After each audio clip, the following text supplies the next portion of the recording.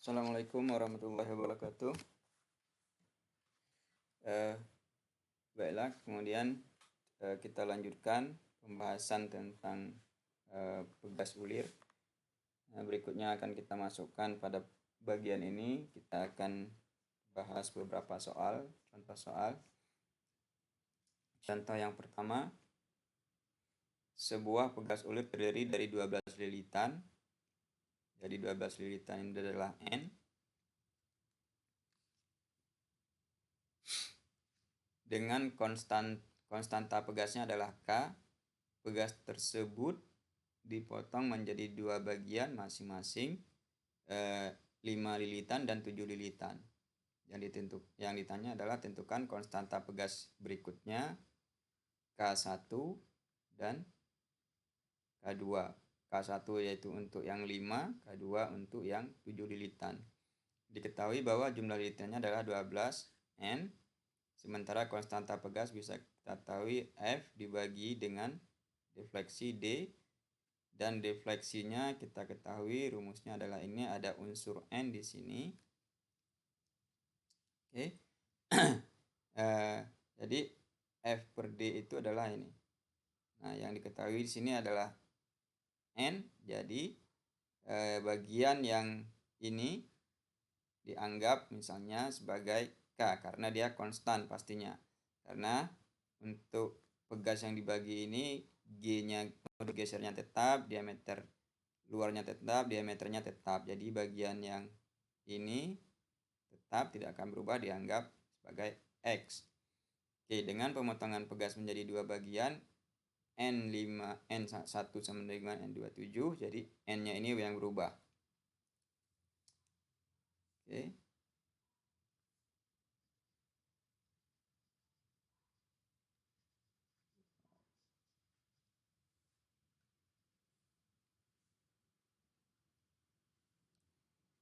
Oke, jadi yang berubah hanya N ini. Jadi K1 sama dengan konstanta pegas 5 lilitan K7. Oke, K1 sama dengan X dibagi dengan N. Jadi X-nya ini adalah 12K sama dibagi dengan 5. Jadi K1-nya adalah 2,5 dari K totalnya. Sementara untuk K2-nya 1,7K. Ya. Oke, contoh yang kedua. Sebuah pegas ulir dibuat dari kawat berdiameter ini D kecil dan garis tengah luarnya adalah 7,5. 7,5 itu adalah, dan garis tengah luar 7,5 yaitu keluarnya, bukan D besar tapi dia D0. Jadi kalau di sini ulir pegas, jadi dia keluarnya. Kemudian mempunyai tegangan geser tau S 3500 kg per cm kuadrat dan modulus gesernya G 8,4 kali 10 pangkat 5 kg per cm kuadrat. Tentukan beban aksial F yang ditanya, yang dapat diterima pegas dan defleksi pegas delta. Oke, diameter pegas D, diameter luar pegas D0, kemudian diameter rata-rata pegas D0 kurang D0, jadi dapatnya ini. Kemudian tegangan geser, modulus geser, yang ditanya adalah beban dan defleksi per lilitan aktif. Ya, defleksi per lilitan aktif, bukan defleksi aja tapi per lilitan aktif. Oke, dengan mengabaikan yang pertama dengan mengabaikan efek dari lengkungan. Jadi di sini tidak ada pengaruh dari C dan K. Faktor pegas dan koreksi wall tidak pengaruh di sini. Kemudian torsi sama dengan F kali D per 2 sama dengan Pi per 16 sigma tegangan geser dikali diameter pangkat 3. Jadi dari rumus tersebut bisa didapatkan bahwa F sama dengan 43. Karena ini sudah diketahui, ini diketahui, ini diketahui.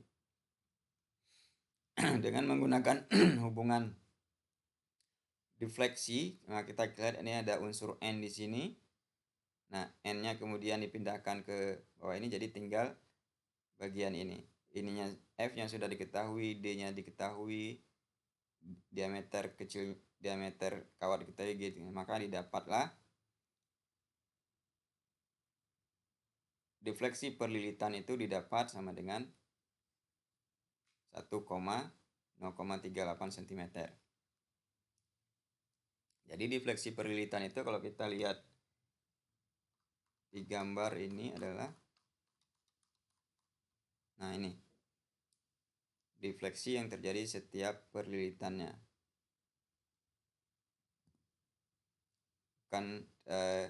Ini kan defleksi total, lendutan yang terjadi akibat pembebanan secara total.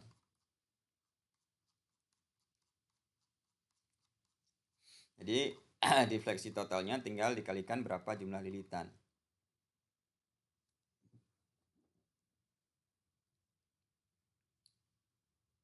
Oke, kemudian dengan mempertimbangkan lengkungan, kita mengetahui bahwa indeks pegasnya C sama dengan diameter luar diameter lilitannya dibagi dengan diameter kawat. Ini sudah diketahui. Kemudian faktor tegangan dari wall K sebagaimana kita lihat di tabel di atas tadi, ini rumusnya. Di sini yang sudah diketahui adalah C, tinggal masukkan nilai C-nya. Kemudian didapatkan nilai K-nya. Oke, dengan menggunakan rumus tegangan geser yang diizinkan K kali 8 FD per D pangkat 3, kemudian kita ketahui di sini ya, D per D itu adalah D dibagi D adalah C, sehingga D-nya tinggal 2, tinggal pangkat 2. Kemudian F bisa didapatkan sekian. Karena sesudah yang di sini ini sudah diketahui, ini diketahui, K diketahui, C diketahui. Kemudian dengan menggunakan yang sama didapatkan adalah defleksi perlilitan didapatkan 0,9245 cm. Contoh yang ketiga, rencanakanlah sebuah pegas ulir tekan untuk beban maksimum 1000 Newton. Kemudian defleksi 25 mm. Ini defleksi ini adalah defleksi total delta dengan menggunakan indeks pegas 5 yaitu C. Tegangan geser maksimum yang diizinkan adalah tau S 420 Newton per mm². Dan modulus gesernya adalah 84 kN mm². Ini semua sudah diketahui dari data yang ditanya rencanakan sebuah pegas ya. Oke. Faktor K-nya bisa didapatkan berdasarkan nilai C. Kemudian tegangan geser, nilai C-nya sudah ada, K-nya sudah ada, F-nya diketahui ya. D-nya sudah ada, bisa didapatkan. Tegangan gesernya adalah 40.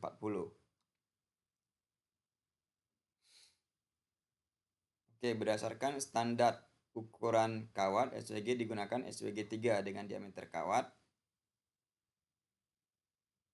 6,401 mm.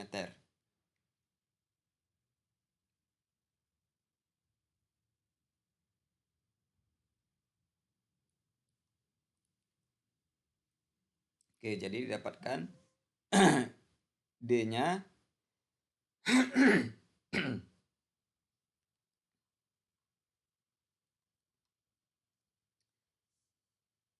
kita ketahui bahwa C itu adalah D per D. Jadi D besarnya bisa didapat 5 dikali D sama dengan 5 kali. Jadi diameter luarnya, diameter lilitan itu 32,00,5. Kemudian jumlah lilitan aktif dengan menggunakan persamaan ini sudah diketahui.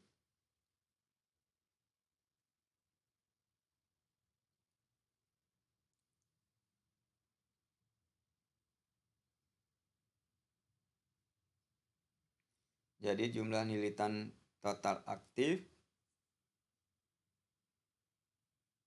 untuk penampang ujungnya yang tadi di atas itu yang dia plane, ground plane, N-nya adalah N tambah 2, jadi 14 tambah 2, jadi total lilitannya adalah 16.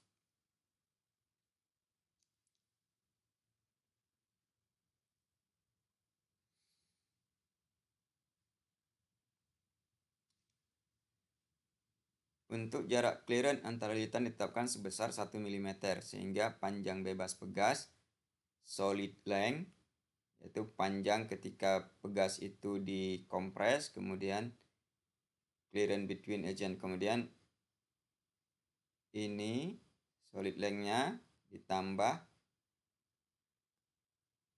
defleksi, kemudian ditambah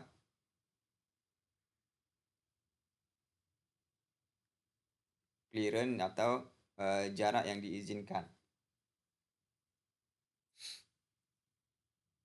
Jadi panjang bebas pegas itu menjadi 140,8 mm. Ini panjang pegas adalah panjang pegas LF, ya. Yang di atas length free. Jadi panjang ketika tidak ada beban, ketika dia dibiarkan sendiri. Sementara pitch coilnya adalah panjang bebas dikurang lilitan penuh, lilitan total dikurang 1. Jadi pitchnya antar lilitan itu jaraknya adalah P pitch, ya. Ini kalau gas kita anggapnya seperti ini, ya. Jadi panjang P-nya 9,4. Contoh terakhir,